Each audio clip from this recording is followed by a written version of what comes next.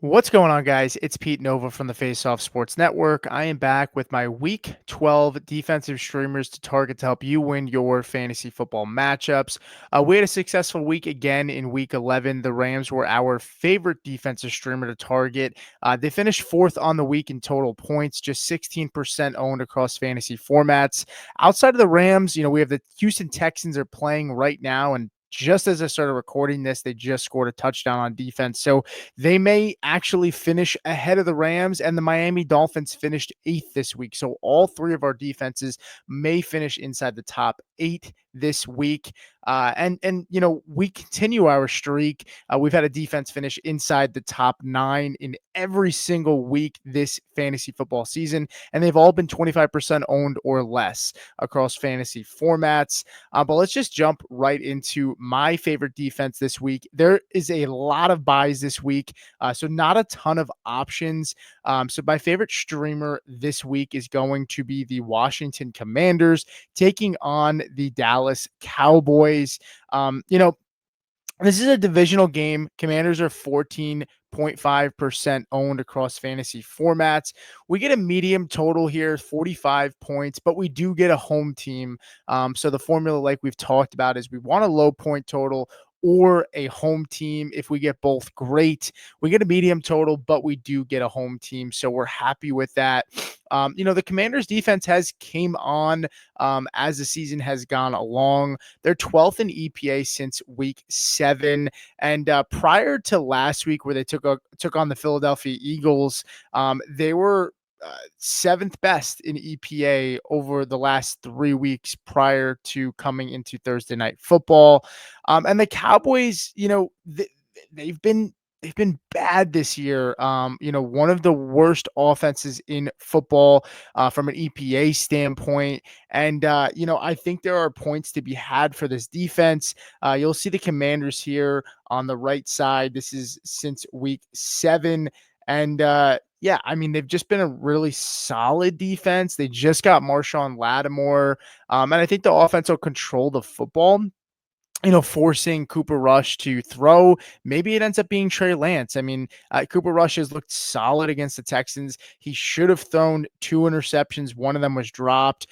There was just a turnover for a touchdown. So there are turnovers and mistakes to be had. And this Commanders defense should see a nice day. So that's going to be my favorite streamer this week. My next favorite streamer is going to be the Tampa Bay Buccaneers. This is really more of a floor play, guys.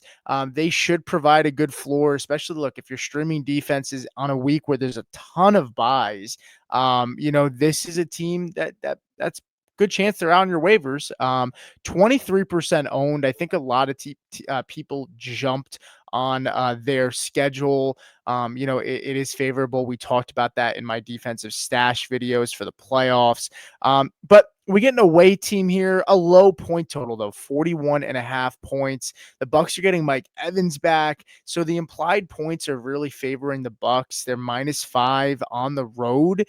-5 on the road. That means at a neutral site they'd be -8, and then at home they would end up being -11. So more of the points are implied on the Bucs side here.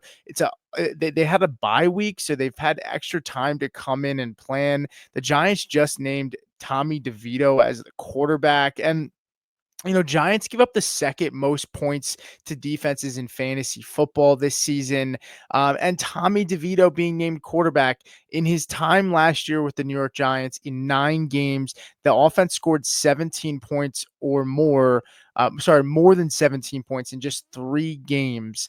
And the Bucs defense, look, it's not great. But they've been injured. They get some guys back, and like I said, it's a limited week. A lot of buys, but if they're available, I think they're a really solid team to target. And if not just this week, you own them, start them this week for the floor. But they have some really good matchups coming up against some bad quarterbacks. They get Gardner Minshew. They get Bryce Young twice. It's a good stretch of quarterbacks to close out the season. So I like the Bucs this week, as a high floor play. And then my third and final defense is going to be the Arizona Cardinals taking on the Seattle Seahawks. We get a medium high point total. 47 and a half is nothing to, nothing to blink at. That's a decent total. And Cardinals coming off a bye in division, high stakes game, that has implications for for the division title. I mean, you have the Seattle Seahawks, you just beat the 49ers in division. You have the Cardinals, who are leading the division right now. Like, this is a big game for the Cardinals, and they've had extra time to prepare. They're familiar with this team. And yeah, I mean, Seahawks give up the fifth most points in fantasy football to opposing defenses.